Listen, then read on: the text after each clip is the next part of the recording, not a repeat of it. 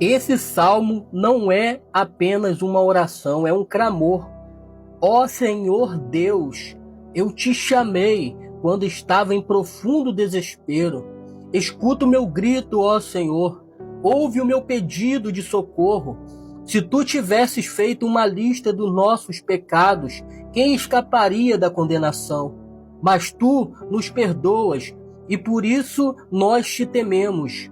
Eu aguardo ansioso a ajuda de Deus, o Senhor, e confio na sua palavra. Eu espero pelo Senhor mais do que os vigias esperam o amanhecer, mais do que os vigias esperam o nascer do sol.